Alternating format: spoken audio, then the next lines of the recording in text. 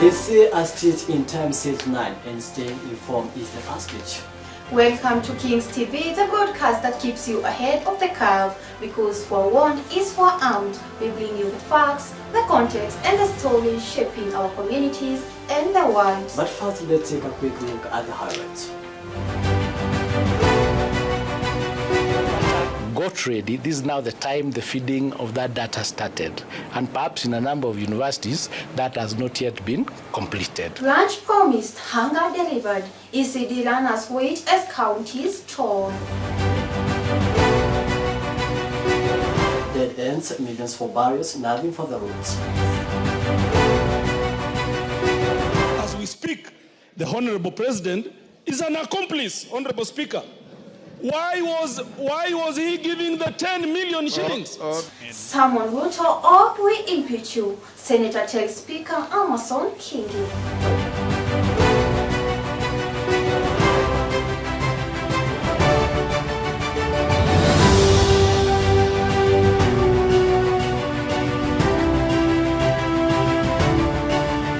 Welcome to Kings TV. I am Jenga Ndogo. And I am Wambo Inyokabi. Thank you for joining us.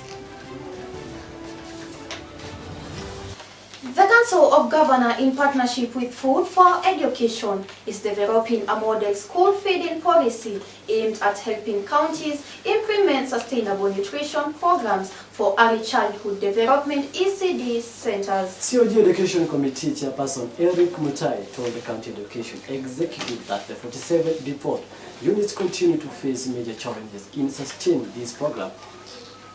Here is more from our correspondent Beatrice Awori.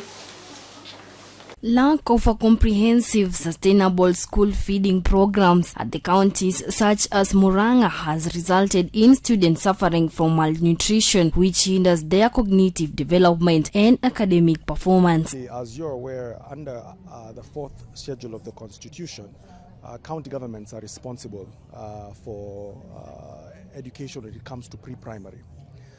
And that means that anything that happens at ECD centers in this country are under their jurisdiction. This is evidence as governance structures in counties are disjoined, with sufficient coordination in departments such as education, health, agriculture, water, and finance. A fragmented approach that has led to efficient planning, implementation, and oversight. To address the challenges, the Council of Governors has now developed a model school feeding policy that provides guidance to the counties in establishing their specific school feeding programs. What's being launched tomorrow is a model policy on school feeding in pre-primary schools, stating that school feeding is one of the most transformative interventions that ensures no child is denied the opportunity to learn, thrive, and realize their full potential due to hunger. Hence, the objectives of the policy is to provide a country-level institutional and legal framework to guide and govern the implementation of sustainable school feeding programs, provide nutritionally balanced and varied meals that tackle malnutrition, underweight issues among learners,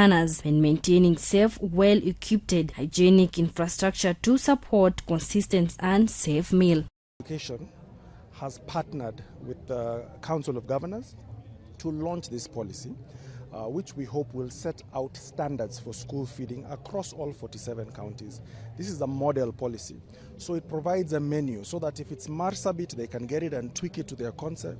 If it's Machakos, they can tweak it as well. So it's a framework to guide them to ensure that no child in these ECDs goes hungry within this country. Additionally, the absence of standardized approaches to food safety and nutrition means that meal quality can be inconsistent, whereby, according to the right of a child in Article 24, establishes children's right to health, nutritious food, and clean water, while Article 28 affirms the right to basic and compulsory education. Reporting Kings TV, my name is Beatrice Award. In a twist that has left many Kenyans puzzled, the government recently spent 4 million Kenya shillings on a burial, yet mourners struggled to reach the grave site due to impassable roads. Citizens are now questioning why the deep seem to receive more attention than the living, as frustration grows voice across the country and calling for a shift in priorities. Take a look.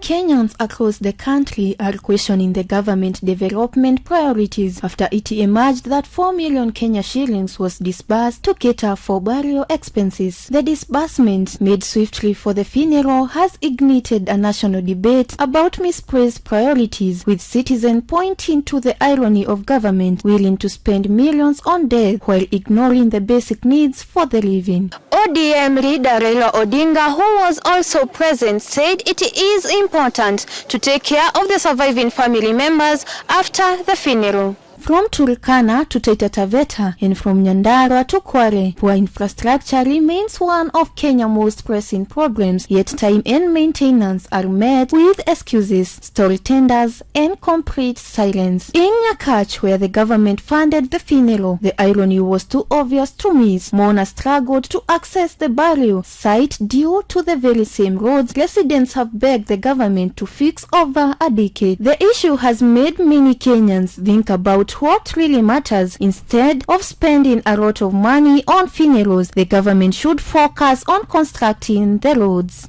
If it takes death to bring development, then what does that say about the value of life in this country? Wamboi Nyokabi, Kings TV. Senators are threatening to impeach Speaker Amason Kingi and Moses Wetangula if they fail to summon President William Ruto to provide evidence on bribery allegation. Committee Chairperson Moses Kajwang has called for a formal session where the President can name these allegedly soliciting bribes. Pius Kariuki has more. It all began with President Ruto's remarks during a Kenya Kwanza and ODM Parliamentary Group meeting in Karen, Nairobi on Monday 17th. The president claimed he had credible intelligence that MPs and senators were receiving bribes to influence key decisions. One senator, he alleged, had pocketed 150 million Kenya shillings, but no names were named. Outraged by what they called blanket aspersions on Parliament's integrity, senators led by Moses Kajwang and Edwin Sifuna demanded that Speakers Moses Wetangula and Amason Kingi summon the president to provide evidence. They invoked Article 125 of the Constitution, which empowers Parliament to compel any person, including the head of state, to appear before a committee. Them in the eye and ask them, who is the person who gave you this check? Then they say it is Sifuna. Then they say, remember me in 2027. Mr. Speaker, you would think that that money is their money. And one of the things I don't understand, these members of the National Assembly make the dishing out of checks to appear like something that is so appointed.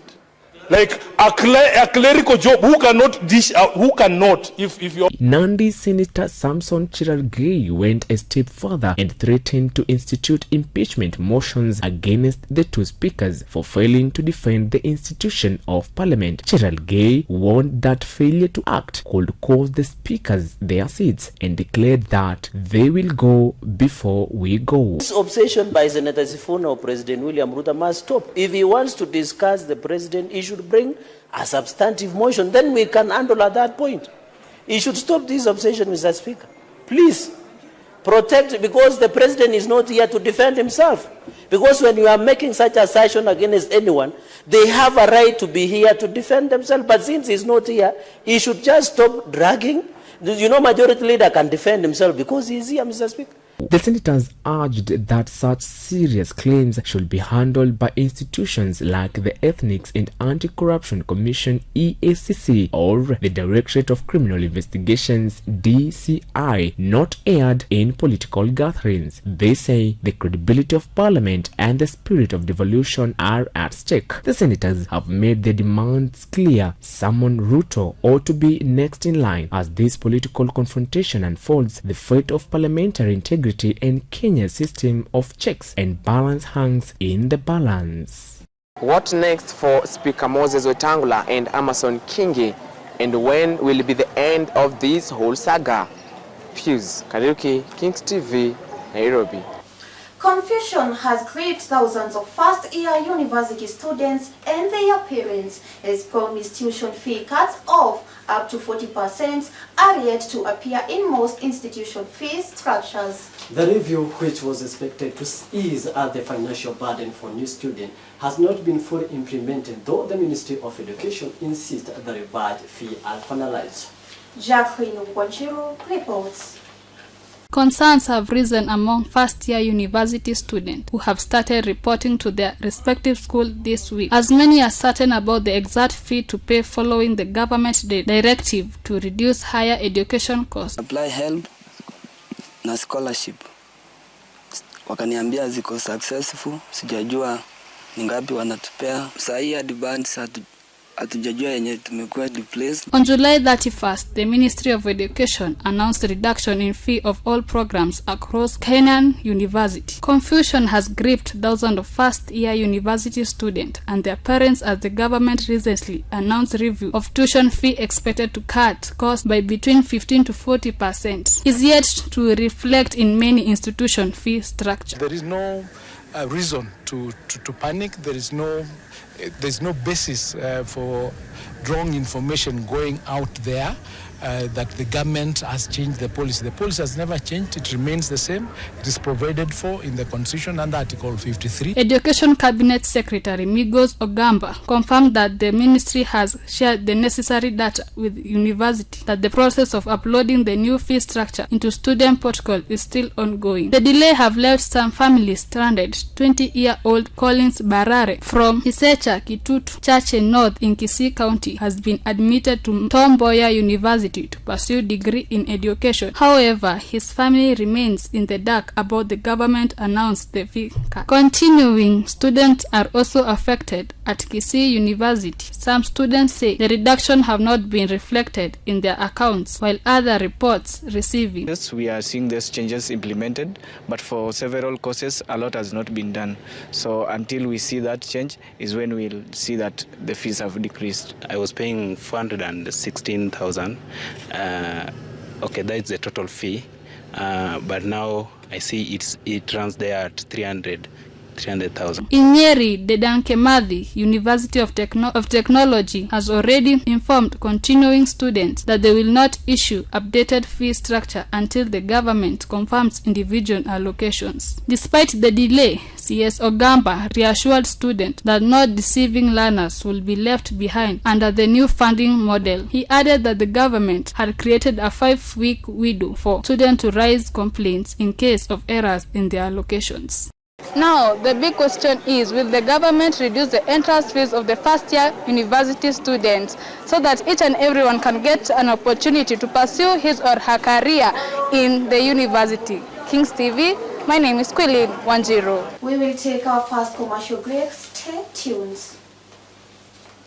Petans Technical College is a technical college that trains hands-on skills in courses such as hotel and catering, making you an expert in 4-star and 5-star hotels, automotive engineering, where we train with modern vehicles. We offer training in electrical installation and plumbing, as well as CCTV camera installation. Travel the world through our certified assistant caregiver course. Enroll with us today on our Facebook page or visit us at Kiambu, Petans Plaza, and in all our branches. Call us today on 0707-490-390. Welcome back. Embattled Kericho Governor Eric Mutai will now face a full Senate trial after effort to form a special investigation committee collapsed. A motion by Senate Majority Leader Aaron Cheriot to establish an 11-member committee failed during on Wednesday sittings. Speaker Amason Kingi confirmed that impeachment proceedings will be conducted by the entire House in line with Section 33A of the County Government Act and Standing Order 81B.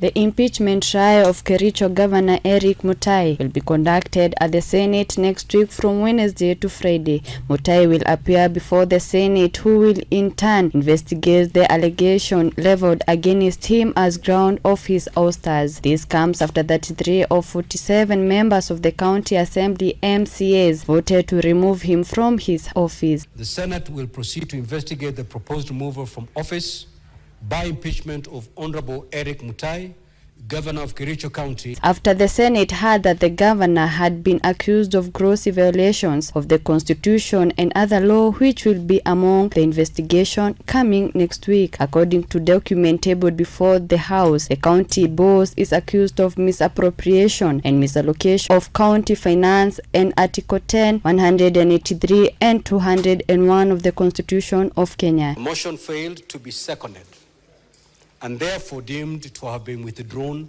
pursuant to Standing Order 71 of the Senate Standing Orders. In particular, he is said to have authorized the misappropriation and misallocation of county finance through payments of goods, services, and work which were never delivered or only partially done totally to shillings 85.7 million. This includes irregular claims such as maintenance of the residence house, undelivered agricultural inputs such as soybeans, maize germs, and overpriced supplies, including sodas bought at shillings 500 per bottle, tissue paper at shillings 2,750 per bale, hand towel at shillings 3,600 apiece, among others. Mutai was also accused of irregularly appointing a county attorney while a substantive office holder was still in place, discrediting and impeding the role of the county assembly.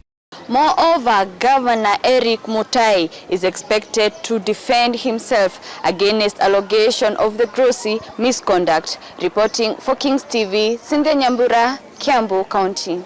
Chief Justice Mandako On, in a powerful address on Monday the 18th, called on judges to rise to the challenges of complex legal dispute with informed and principled rulings. She emphasized the growing demands on the justice systems, highlighting the judicial critical role in maintaining public trust and upholding the rule of law. Kome also urged the judiciary to embrace digital innovation not just as a convenience but as a vital tool for efficiency, transparency, and access to justice. Take a look. In Kenya's digital age, where hashtag often trend faster than parliamentary motions, the judiciary has found itself caught in the crosshairs of relentless online criticism.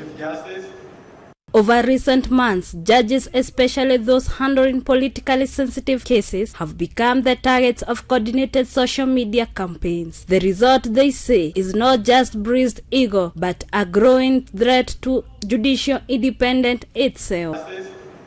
On August 18, the Chief Justice Martha Koome has sounded the alarm while addressing the 2025 Judges Colloquium in Mombasa, themed Digital Transformation, Technology and the Law. She warned that the judiciary is under siege not from physical threat but from relentless online harassment. Her warning comes against the backdrop of months of political tension, where rumors of her removal began in late 2024 after a series of politically sensitive rulings drew sharp criticism from some leaders. Sharing have unfortunately become arenas where the dignity of judges and judicial officers are undermined. 25, when former Law Society of Kenya President Nelson Harvey and lawyer Christopher Rosana filed petition at the Judicial Service Commission seeking her oust. Koome noted that online campaigns, often fueled by false accusation and political rhetoric, have surged after sensitive rulings. She said the trend threatens the very foundation of judicial independence, the principle that judges must decide cases free from external pressure. Independence is not only about freedom from external control,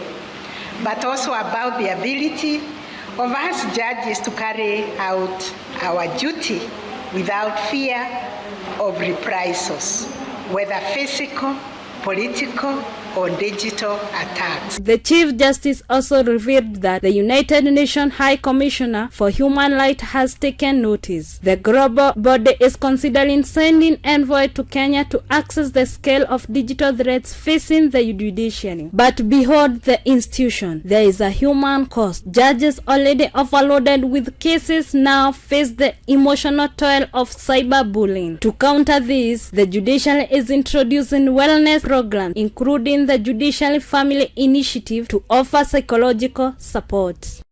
As Kenya navigate digital storms, The message from Judicial is clear. Protecting judges means protecting Constitution itself. Reporting for Kings, my name is Brenda Kenoti.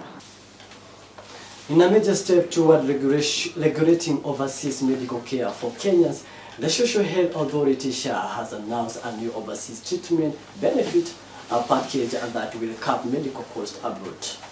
Health Cabinet Secretary Aden Duale says the new system, set to roll out in 30 days, will require hospitals abroad to be formally contracted and linked to local facilities in Kenya. Take a look.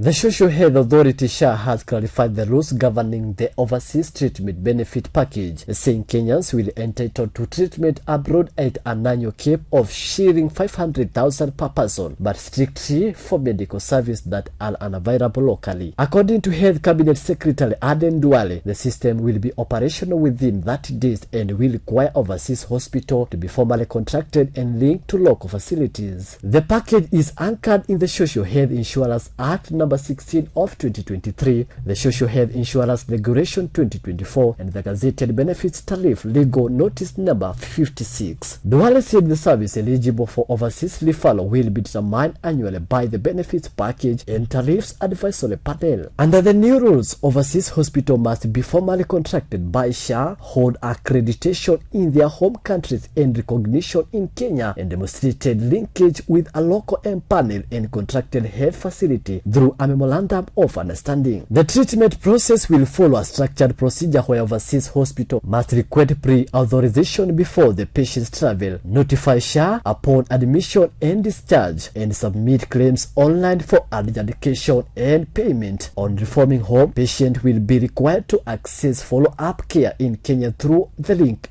local facilities. SHA also pointed out this several procedure will Kenya previously sought abroad are now available locally. These include PAT scan, advanced emerging kidney transplant, open heart surgeries, and joint or spinal surgeries. Members have acknowledged to utilize contracted hospital in Kenya that already have the capacity to offer this specialized service. Meanwhile, Duale noted that the benefit package and tariffs advices panel is finalizing the official list of treatment that will quality for overseas referral. He said the list will be published as soon as possible on its website and other channels. The system is expected to be fully operational in the next 30 days.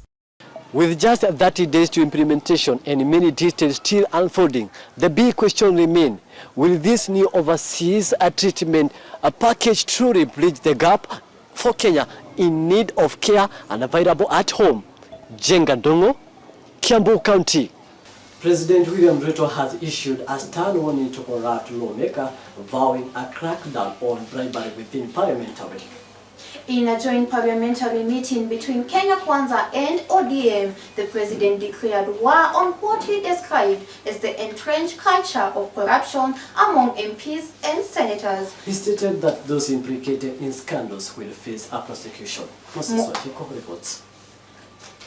A political storm is brewing in Kenya's parliament following explosive allegation by President William Ruto, who claims that several members of parliament and senators have been soliciting bribes to influence legislative decisions. The president's remarks made during a high-level meeting in Karen have triggered a wave of outrage and praise across parliamentary committees. President Ruto said that some members of parliament demanded up to 10 million to pass anti-money laundering bill, while a senator allegedly received 150 to change the outcome of committee report.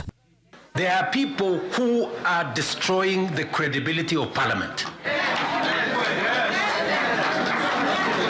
And they are collecting money in the name of Parliament. These claims have shocked many people and raised questions about corruption in Parliament. The Ethics and Anti-Corruption Commission, EACC, says they are already investigating some of the lawmakers. In response, MPs from different political parties walked out of Parliament in protest, leaving committee rooms deserted. And keeps quiet of it is an accomplice. As we speak, the Honorable President is an accomplice, Honorable Speaker. Why was he giving the 10 million? Speaker Moses Wetangula has been urged to defend the dignity of the House, while senators led by Moses Kajwang are demanding that President be summoned to provide concrete evidence for his claims. The president to come and explain who are those people who are demanding bribes? Who are those people who are given bribes? Because you cannot try parliament in a kangaroo court. This scandal is making people lose trust in parliament. Some leaders saying that making such a serious accusation without proof could damage the role of parliament. Former Senator Gloria Oromba also spoke out, saying that parliament should investigate other misconduct, including unresolved sexual harassment claims within parliament. Now all the eyes are on the Ethics and Anti-Corruption Commission and the Parliament, whether they will fix their situation. Reporting for Kings TV, my name is Moses. Let's take another commercial break. Stay tuned. Patterns Technical College is a technical college that trains hands-on skills in courses such as hotel and catering, making you an expert in 4-star and 5-star hotels, automotive engineering, where we train with modern vehicles. We offer training in electrical installation and plumbing, as well as CCTV camera installation. Travel the world through our certified assistant caregiver course. Enroll with us today on our Facebook page or visit us at Kiambu, Patterns Plaza, and in all our branches. Call us today on 0707-490-390. Welcome back. Tension has risen following a joint parliamentary group meeting between UDA and ODM held on Monday at the 18th in Nairobi. The meeting intended to promote unity across the political divided turned stormy after President Ruto accused Parliament of becoming a hub of corruption. Gachagua Congo has more. A joint of parliamentary group meeting or UDA and ODM on Monday 18th after President William Ruto accused members of parliament in what he said they are chambers of corruption. The meeting was attended by President William Ruto, his deputy Kithure Kindiki and ODM leader Raila Odinga, in which expected to further add unity between two sides. This comes where there is heating exchange over corruption allegations that have locked both houses. During the devolution conference meeting in Homa Bay, President William Ruto said that intelligent reports indicate that some legislatures have demanded as much as Kenya shillings 150 million from governors facing impeachment. Be business as usual. It is not possible that committees of parliament demand to be bribed, demand to be paid for them to write reports. So far this year, the three governors, Kericho, Eric Mutai, Kawera Mwangaza, and Isiolo Abdi Guyo, faced impeachment proceedings in Senate. However, President Ruto accused some members of parliament of soliciting bribe to pass legislation. However, President Ruto did not name the culprits, yet he said he will arrest them. Ruto drew reaction across the chamber. The debate also spewed over the management of the national government constituency fund, which Odinga said that this is a fuel of corruption, but National Assembly leader Kimani Ichung'wah said that MPs are not the ones who run the NGCDA. This comes one of the county governors gave 150 million to the senators 30 minutes before the motion started. President William Ruto nominated a committee to investigate the bribery case of members of parliament. This includes EACC, which is responsible in handling corruption cases, ODPP, KLA, DCI, and also the department responsible in the corruption and contract of people responsibility in corruption, which is headed by Mwangi wa Iria, former Murang'a governor.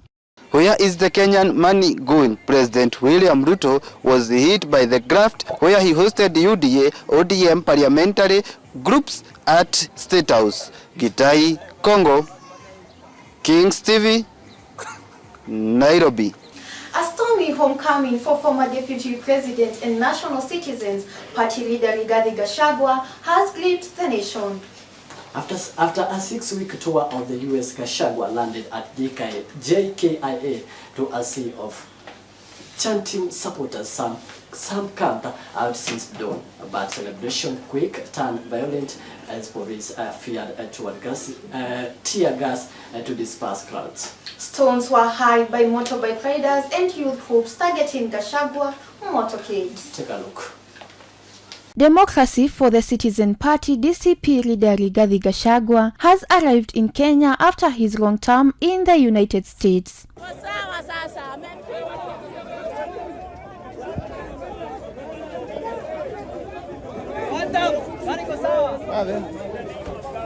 Don't try this.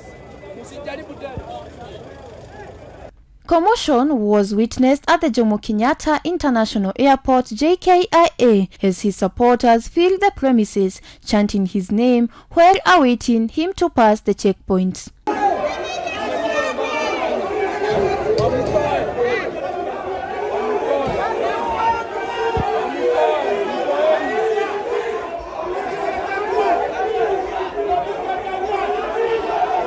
Rigathi Gachagua was then escorted by his security team through the multitude his supporters had camped at the airport from early Thursday 21st morning. Rigathi Gachagua was in the United States for 6 weeks, where he mobilized supporters and held public forums with Kenyans in the diaspora. Gachagua maintained harsh criticism against President William Ruto's administration for corruption, extrajudicial killings, and human rights violation.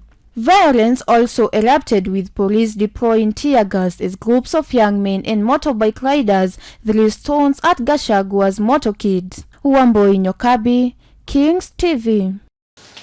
National Assembly Speaker Moses Wetangula is under mounting pressure as MPs threaten action following explosive bribery allegation made by President William Ruto. Speaking during a parliamentary meeting, the president claimed that some MPs had received bribes of up cash 10 million to influence the controversial anti-money laundering bill.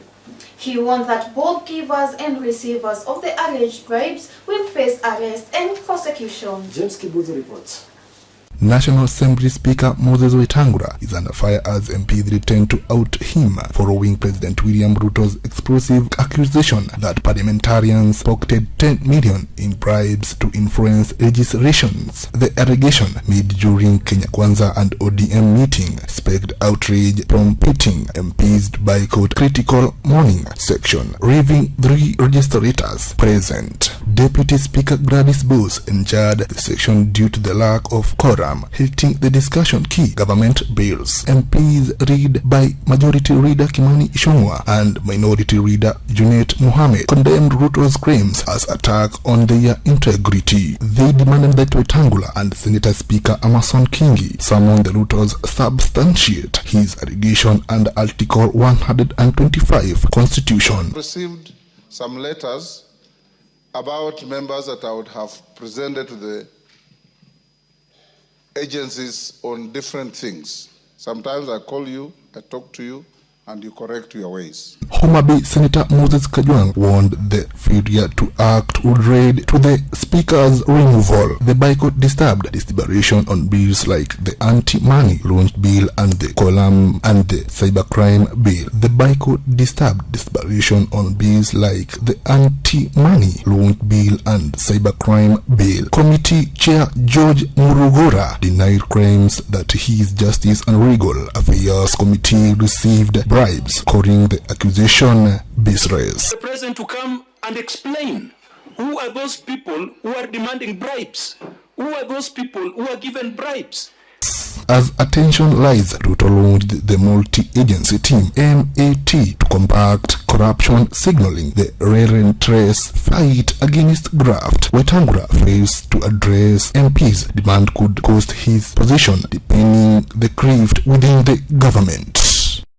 As scandalous drama are still happening in National Assembly and the Senate, Kenyans are still looking up the forward way and the action that will be taken up to those who be found corrupt. Reporting Kings TV, James Warui. We will take another commercial break. We will be right back.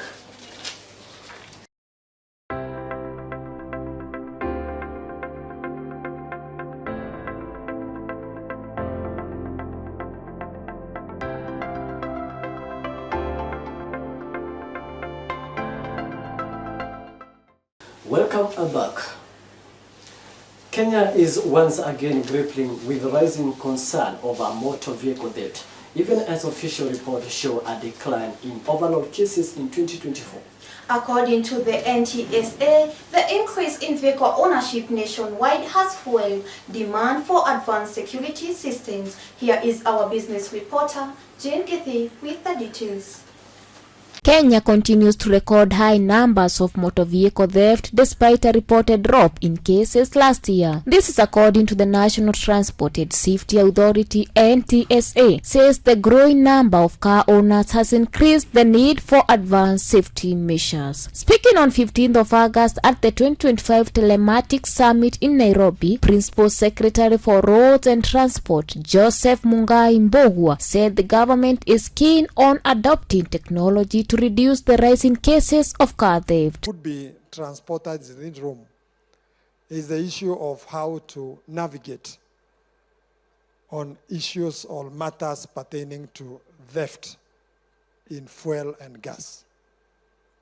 So if it did not take place, I think the organizers will think through during the session on how to guide us. According to the Association of Kenya Insurance, AKI, it states that in the year 2024, 327 vehicles were stolen, and in the year 2023, 419 cases were reported, making a difference of 28%. The drop has been attributed to increased vigilance by motorists and improved law enforcement. However, stakeholders in the automotive and insurance sector say the threat remains significant and is evolving. Data from the Association of Kenya Insurance indicates vehicles with registration numbers starting with KDs were the most targeted, accounting for 50.1% of thefts, followed by KCs 35%, KBs 10.4%, and KAs 1.3%. That is for now advanced telematic solutions,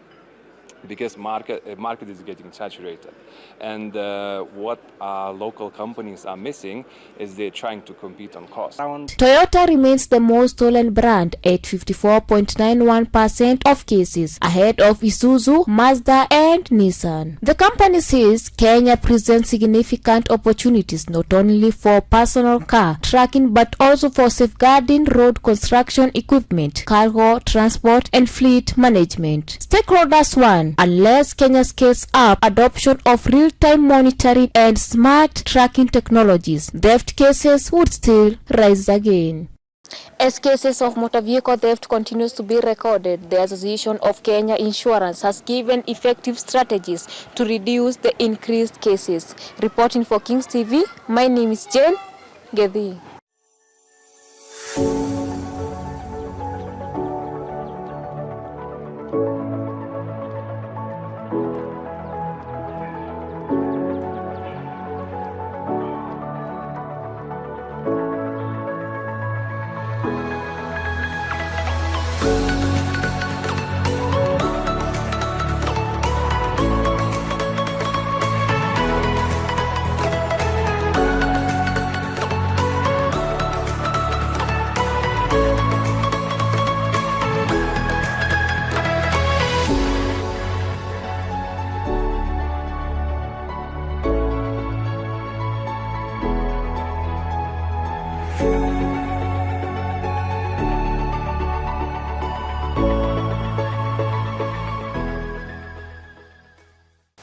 Welcome to the Sports Desk with our sport reporter, Gachagua Congo. A journey of 1,000 miles begins with a single step. Welcome to Sport News. My name is Gachagua Congo. Tanzania President Samia Suluhu Hassan once again has demonstrated her unwavering support for the country's football by handing the national team Taifa Stars a massive financial boost ahead of their 2024 Crunch African Nation Cup quarter-final clash against Morocco in Dar es Salaam. Nottingham Forest have signed Douglas Luiz from Juventus on a season-long loan with a condition obligation to make a deal permanent next summer. The 27-year-old Brazil midfielder left Aston Villa a year ago to join a Serie A side Juventus for $42.35 million on a 5-year contract. The expected signing of Berechi Eze has completely changed the feeling of the transfer window for Arsenal supporters. The Gunners have been busy and aggressive in this window, signing 6 players for around £190 million before the Premier League season even kicked off. Everton still want to sign a new player before the deadline, especially a winger following Monday night 1-0 defeat at Leeds. Everton had a number of bids rejected for De Bruyne and have so far been put off by Said's valuation in excess of 45 million. Reporting Kings TV, my name is Gitai Congo, drone number 17 back on my t-shirt. That brings us to the end of this bulletin. Thank you for staying with us. We will keep you updated on this and other developing stories in our next news updates. I am Omboy Nyokabi. And I am Chinga Ndungu from all of us here at Kings TV. Have a good night.